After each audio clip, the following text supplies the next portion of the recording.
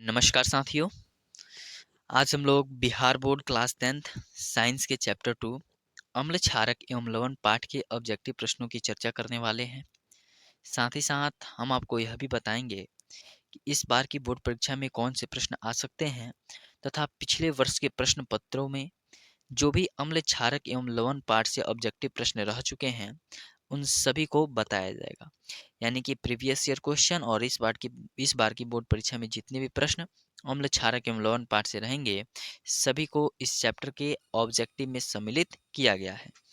तो आपका दूसरा अध्याय है अम्ल क्षारक एवं लवण। पहला ऑब्जेक्टिव है कि चिंटी का डंक में कौन सा अम्ल पाया जाता है, इथेनोइक अम्ल, सिट्रिक अम्ल, मिथेनोइक अम्ल या ऑक्जेलिक अम्ल। तो जो चिंटी का डंक होता है यानी चिंटी जब किसी को काटती है तो उसमें मिथेनोइक अम्ल पाया जाता है, ऑप्शन सी, जो कि 2021 की बोर्ड परीक्षा में आ चुका है। दूसरा प्रश्न है कि टॉर्ट्रिक अम्ल निम्नलिखित में से किसमें पाया जाता है। तो टॉर्ट्रिक अम्ल जो होता है ना वह इमली में पाया जाता है। टॉर्ट्रिक अम्ल किस में पाया जाता है, इमली में पाया जाता है। और टमाटर में ऑक्सैलिक एसिड पाया जाता है। तीसरा प्रश्न है कि टूथपेस्ट कैसा होता है, अम्लीय, क्षारीय, उदासीन, इनमें से सभी। तो टूथपेस्ट क्या होता है, क्षारीय होता है, option B is the right answer. चौथा प्रश्न है मिल्क ऑफ मैग्नीशियम का पीएच मान होता है। तो मिल्क ऑफ मैग्नीशियम का पीएच मान 10.5 होता है। अगला काफ़ी महत्वपूर्ण प्रश्न है, 5 नंबर आपकी इस बार की बोर्ड परीक्षा के लिए भी, क्योंकि वह 2013, 2015, 2019 की बोर्ड परीक्षा में आ चुका है कि संगमरमर का रासायनिक सूत्र क्या है। तो CaCO3 संगमरमर का रासायनिक सूत्र है। 6 नंबर प्रश्न है कि बेकिंग पाउडर का अणु सूत्र क्या है। तो NaHCO3 बेकिंग पाउडर का अणु सूत्र होता है। तो इन दो प्रश्नों को आप लोग अवश्य याद कर लें, इस बार की बोर्ड परीक्षा में पूछे जाने की संभावनाएं हैं। 7 नंबर प्रश्न है कि जब Ca क्लोरीन Cl2 से अभिक्रिया करता है तो क्या होता है। जब कैल्शियम जो होता है क्लोरीन से अभिक्रिया करता है तो क्या होता है, तो कैल्शियम क्लोराइड बनता है, CaCl2, option B is the right answer. 8 number प्रश्न है कि हमारा शरीर पीएच के कितने परास के बीच कार्य करता है। तो 7.0 से 7.8 पीएच परास के बीच कार्य करता है। और यही सभी प्रश्न आपकी बोर्ड परीक्षा में आते रहते हैं। 9 नंबर प्रश्न है कि उदासीन ऑक्साइड के दो उदाहरण लिखें। तो CO और H2O क्या है, उदासीन ऑक्साइड के दो उदाहरण हैं। 10 नंबर प्रश्न की उभयधर्मी ऑक्साइड का एक उदाहरण दें। तो उभयधर्मी ऑक्साइड का Al2O3, ठीक है, आपका सही उत्तर हो जाएगा। और यह प्रश्न इस बार की बोर्ड परीक्षा के लिए भी काफी महत्वपूर्ण है। 10 नंबर प्रश्न है कि अमोनियम क्लोराइड का जलीय विलयन होगा। अमोनियम क्लोराइड का जलीय विलयन कैसा होता है, अम्लीय होता है, option A is the right answer. 12 number प्रश्न की तनु HCl का पीएच मान होगा। तो तनु HCl का पीएच मान 0 होता है, option D is the right answer. साथियों, आप लोग वीडियो में शुरू से लेकर के अंत तक अवश्य बने रहिएगा, क्योंकि हम जितने प्रश्नों की चर्चा करेंगे ना वहीं से आपकी इस बार की बिहार बोर्ड की परीक्षा में प्रश्न रहेंगे, यह हमारा दावा है। ठीक है। अगला प्रश्न है कि उदासीन विलयन का पीएच मान कितना होता है, जो इस बार की बोर्ड परीक्षा के लिए भी काफी महत्वपूर्ण है। तो उदासीन विलयन का पीएच मान कितना होता है, 7 होता है।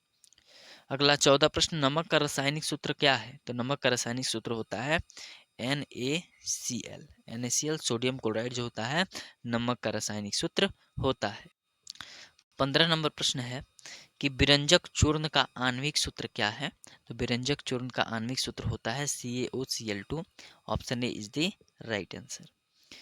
अगला बहुत ही महत्वपूर्ण प्रश्न कि प्लास्टर ऑफ पेरिस का आणविक सूत्र कौन सा है। तो प्लास्टर ऑफ पेरिस का आणविक सूत्र आपकी सब्जेक्टिव में भी आता है और ऑब्जेक्टिव में भी, CaSO4 × 1/2H2O, option C is the right answer. 17 number प्रश्न है Mn अति तनु HNO3 से अभिक्रिया कर कौन सा गैस देती है। तो हाइड्रोजन H2 गैस देती है। निम्नलिखित में से 18 नंबर प्रश्न है कि निम्नलिखित में से कौन क्षारक है। तो ZNO क्या है, क्षारक है। 19 नंबर प्रश्न है कि निम्नांकित में कौन संक्षारक अम्ल है। तो सल्फ्यूरिक अम्ल जो होता है ना वह संक्षारक अम्ल है। सल्फ्यूरिक अम्ल H2SO4 जो होता है संक्षारक अम्ल है। अगला प्रश्न है 20 नंबर कि सोडियम कार्बोनेट का अणुसूत्र है। सोडियम कार्बोनेट का अणुसूत्र Na2CO3 होता है, option A is the right answer. 21 number प्रश्न है कि सिरका में निम्न में से कौन सा अम्ल पाया जाता है? तो सिरका में एसिटिक अम्ल पाया जाता है। कौन सा अम्ल? एसिटिक अम्ल पाया जाता है। 22 नंबर प्रश्न है कि निम्न में कौन भस्म नहीं है? तो निम्न में जो होता है NaCl सोडियम क्लोराइड जो होता है वो भस्म नहीं है। 23 नंबर प्रश्न है कि निम्नांकित में कौन प्राकृतिक सूचक है? तो हल्दी जो होता है ना एक प्रकार का प्राकृतिक सूचक है। Option A is the right answer. 24 number प्रश्न है कि निम्नांकित में कौन क्षारीय ऑक्साइड है? तो Na2O जो होता है वह क्षारीय ऑक्साइड है। Option D is the right answer. अगला प्रश्न है 25 नंबर कि बेकिंग पाउडर एक मिश्रण है। किसका मिश्रण है बेकिंग पाउडर? तो NaHCO3 और टॉर्ट्रिक अम्ल का मिश्रण कौन सा है? बेकिंग पाउडर होता है। चलिए अगला प्रश्न है 26 नंबर की। 26 नंबर प्रश्न है कि सोडियम क्लोराइड के जलीय विलयन से विद्युत धारा प्रवाहित करने पर यह वियोजित होकर सोडियम हाइड्रोक्साइड बनाता है और गैस मुक्त करता है और क्लोरीन गैस मुक्त करता है। इस प्रक्रिया को हम लोग क्या बोलते हैं? क्लोर क्षार प्रक्रिया बोलते हैं। ठीक है, क्योंकि सोडियम हाइड्रोक्साइड एक प्रकार का क्षारक है और यह क्लोरीन का निर्माण कर रहा है तो क्लोर क्षार प्रक्रिया हो जाएगा। अगला प्रश्न है कि NaOH का 10 ml विलयन HCl के 8 ml विलयन में पूर्णतः उदासीन हो जाता है। यदि हम NaOH के उसी विलयन को 20 ml ले तो इसे उदासीन करने के लिए HCl के उसी विलयन की कितनी मात्रा की आवश्यकता होगी? दुगुना है, 10 ml विलयन था NaOH का तो 20 ml हो जा रहा है तो 8 का 16 हो जाएगा, यानी कि 8 का 16 यानी कि 16 ml आपका सही उत्तर हो जाएगा। Option D is the right answer. फिलहाल ये सभी प्रश्न आपकी परीक्षा में अब नहीं आते हैं। अगला प्रश्न है कि अपच का उपचार करने के लिए निम्न में से किस औषधि का उपयोग होता है?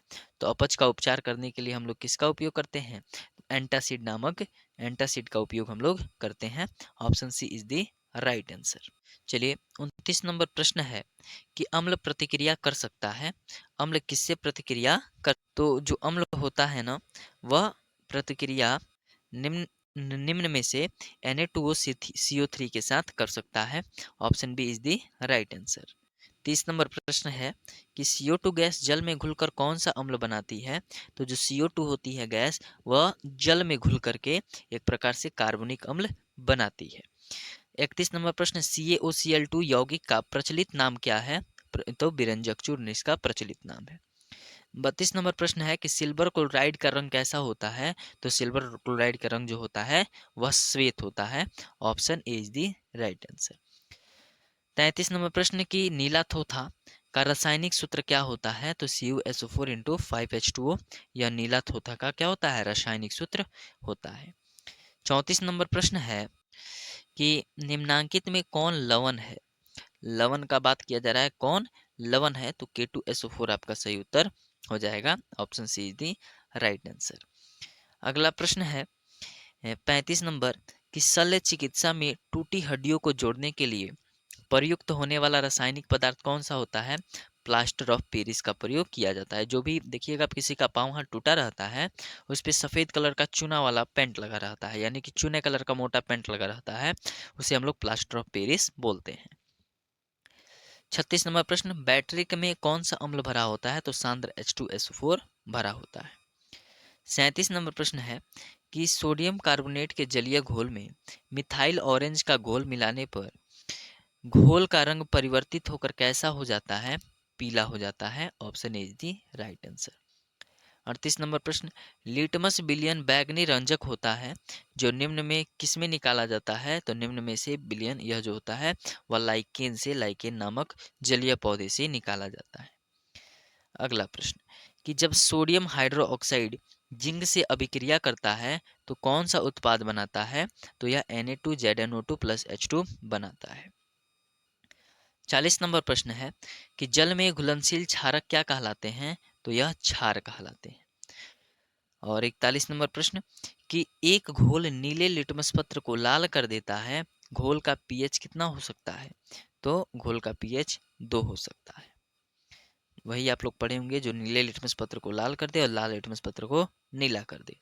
42 नंबर प्रश्न है कोई विलयन लाल लिटमस पत्र को नीला कर देता है तो यह क्या होगा? क्षारीय होगा। तो इसका पीएच क्या हो जाएगा? 10 हो जाएगा।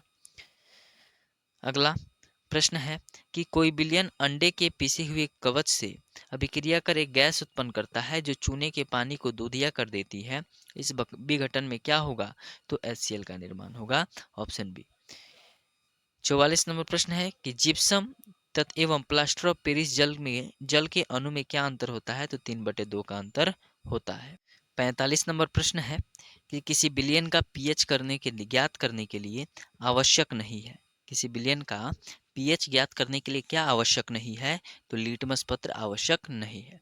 साथियों, आप लोग वीडियो में अंत तक अवश्य बने रहिएगा, क्योंकि इस चैप्टर से हम लोग लगभग 80 प्रश्नों को लिए हैं, 80 ऑब्जेक्टिव प्रश्नों को लिए हैं, जो कि इस बार की बोर्ड परीक्षा के लिए काफ़ी महत्वपूर्ण है। या पिछले वर्ष के भी जितने क्वेश्चन थे ना, वह यहीं से लिए गए थे। 46 नंबर प्रश्न, पीएच पेपर पर एक बूंद द्रव डाला जाता है, पीएच पेपर का रंग नीला हो जाता है। द्रव नमूना किसका हो सकता है? NaHCO3 का। अगला प्रश्न है कि एक पीएच के पेपर पर तनु हाइड्रोक्लोरिक अम्ल गिराया जाता है तो पीएच पेपर का रंग बदलता है लाल में। 48 नंबर प्रश्न है, उदासीन विलयन का पीएच जांचने के लिए उपयोग किया जा सकता है सार्वत्रिक सूचक का। 49 नंबर प्रश्न है कि CO2 एक है, CO2 क्या है? एक अम्लीय ऑक्साइड है, option is the right answer. 50 number प्रश्न, हमारे शरीर का पीएच रहता है, तो अभी आपको पता है 7.0 से 7.8 के बीच, यानी option A is the right answer. 51 number प्रश्न है कि आयोडीन युक्त नमक है, तो NaCl जिसमें रहेगा वह आयोडीन है उसमें, ठीक है, NaCl इसमें भी है, तो ऑप्शन ए और बी दोनों सही उत्तर हो जाएगा, option C is the right answer. 52 number है कि NH4Cl और NaOH से अभिक्रिया कर एक गैस देता है जो क्या है? एक NH3, option D is the right answer. 53 number प्रश्न है कि अम्ल का जलीय विलयन डैश का सुचालक होता है, या विद्युत का क्या होता है? सुचालक होता है। अगला 54 नंबर प्रश्न है कि किसी पीएच मान वाला विलियन सबसे अधिक अम्लीय होगा? एक, option is the right answer, इसमें सबसे अधिक अम्लीय एक होगा। अगला प्रश्न है कि ताजे दूध का पीएच मान होता है, ताजे दूध का पीएच मान कितना होता है? तो यह 6 होता है। 56 नंबर प्रश्न है कि निम्नलिखित में से पीएच का मान क्षारक विलयन का मान है, निम्नलिखित में से कौन सा मान क्षारक विलयन का मान है? तो 13 जो होगा क्षारीय होगा, क्योंकि आपको बताए थे जो पीएच होता है 1 से 14 तक रहता है, बीच में 7, 1 से 7 के बीच अम्लीय और 7 से 14 के बीच क्या होता है? क्षारीय होता है, और 7 रहेगा तो उदासीन होता है। 57 नंबर प्रश्न है कि जब कली चूना में जल घुलाया जाता है तो यह प्रक्रिया होती है ऊष्माक्षेपी, option C is the right answer. 58 number प्रश्न है कार्बनिक अम्ल H2CO3 है एक क्या है? क्षीण अम्ल है, option B is the right answer. 59 number प्रश्न है यदि विलयन का पीएच 13 है तो इसका अर्थ क्या है? तो इसका अर्थ है वह क्या है? एक प्रकार से प्रबल भस्मिक, यानी भस्म बोले तो क्षारीय है। कौन भस्म है परंतु क्षार नहीं? कौन भस्म है परंतु क्षार नहीं? FeOH3। यह प्रश्न उतना महत्वपूर्ण नहीं है, इसको छोड़िए, ठीक है। 61 नंबर प्रश्न है कि सोडा गैस एस का रासायनिक सूत्र क्या है? तो ऑप्शन बी Na2CO3 इसका रासायनिक सूत्र है। 62 नंबर प्रश्न है कि प्लास्टर ऑफ पेरिस का जमना डैश के कारण है, तो यह जलांशन के कारण, आपका option D is the right answer. 63 number प्रश्न, प्लास्टर ऑफ पेरिस का रासायनिक नाम क्या है? तो कैल्शियम सल्फेट अर्धहाइड्रेट, option D is the right answer. अगला प्रश्न है, ये उतना महत्वपूर्ण प्रश्न नहीं है। 65 नंबर प्रश्न को देखिए कि निम्नांकित यौगिकों में कौन अम्ल है? H2SO4 सल्फ्यूरिक क्या है? एक अम्ल है, जैसे कि कॉपर ऑक्साइड अम्ल नहीं है, ठीक है। चलिए 66 नंबर प्रश्न, निम्नलिखित में से कौन अम्ल है? ठीक है, अम्ल कौन सा है? तो HCl हाइड्रोक्लोरिक अम्ल भी एक प्रकार का अम्ल है जो मनुष्य के आमाशय में भी होता है। 67 नंबर प्रश्न, निम्नलिखित में कौन विजातीय यौगिक है? प्लास्टर ऑफ पेरिस एक प्रकार का विजातीय यौगिक है। 68 नंबर प्रश्न है कि निम्नलिखित में से कौन सा गैस जो होता है चूने के पानी को दूधिया कर देता है? Carbon dioxide. 69 नंबर प्रश्न, कली चूना का रासायनिक सूत्र CaO होता है, ठीक है। बुझा हुआ चूना कौन सा है? तो CaOH का होल ट्वाइस, जिसमें जल डाल दिया गया है तो बुझ गया है CaOH का whole twice, option A is the right answer. 71 number प्रश्न, धोने का सोडा का आणविक सूत्र कौन सा है? Na2CO3 into 10H2O। Option C is the right answer. 72 number प्रश्न, निम्नलिखित में कौन लवण है? ठीक है, तो K2SO4 क्या है? लवण है। 73 नंबर प्रश्न है कि अम्ल का पीएच मान कितना होता है? तो 7 से कम होता है। 74 नंबर प्रश्न है कि एक प्रबल अम्ल एवं छिन्न क्षार में एक प्रबल अम्ल एवं छिन्न क्षार में बने लवण को जल में घुलाया जाता है तो प्राप्त विलयन है अम्लीय। 75 नंबर प्रश्न कि निम्न में से कौन अम्लीय लवण नहीं बनाता है? तो H2CO3। Option C is the right answer. 76 number प्रश्न है कि एक जलीय विलयन जिसका पीएच 0 है वह क्या है? अम्लीय है। Option is the right answer. 77 number प्रश्न है कि हाइड्रोक्लोरिक अम्ल विलयन का पीएच 4 है तो उस विलयन का मोलरिटी कितना है? यह प्रश्न नहीं आता है। 78 नंबर प्रश्न है कि कौन सा पदार्थ लाल लिटमस को नीला कर देता है? तो ऑप्शन बी क्षार इज द राइट आंसर। अगला 79 नंबर क्वेश्चन है कि शुद्ध जल का पीएच मान कितना होता है? तो शुद्ध जल का पीएच मान 7, क्योंकि जल उदासीन होता है। 80 अम्लीय ऑक्साइड के विलयन का पीएच मान क्या होगा? तो अम्लीय ऑक्साइड के विलयन का पीएच मान इसमें से क्या हो जाएगा? 4 हो जाएगा। ठीक है, कितना हो जाएगा? 4 हो जाएगा, क्योंकि अम्लीय का पीएच मान जो होता है 1 से 7 के बीच ही रहता है। 81 नंबर प्रश्न, पीएच के कौन सा मान क्षारक विलयन को निरूपित करता है? तो 13। क्षारक विलयन को सबसे ज्यादा होता है, 7 से अधिक तो 13 है। दांतों को साफ करने के लिए दंत मंजन प्रायः कैसे होते हैं? तो दंत मंजन कैसे होते हैं? क्षारीय होते हैं।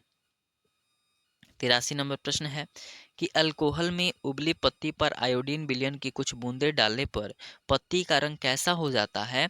तो नीला हो जाता है। 84 नंबर प्रश्न है कि एसिटिक अम्ल का तनु विलयन के बारे में कौन सा अवलोकन सत्य है? यह सिरका सी गंध देता है।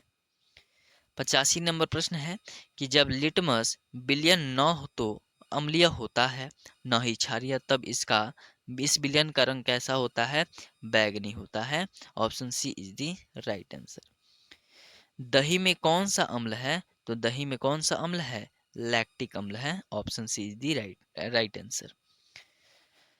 87 नंबर प्रश्न है कि जब CO2 गैस को पानी में घोला जाता है तो विलयन का पीएच कितना हो जाता है? 7 से कम। Option C is the right answer. Gypsum का रासायनिक सूत्र क्या होता है? CSO4 into 2H2O।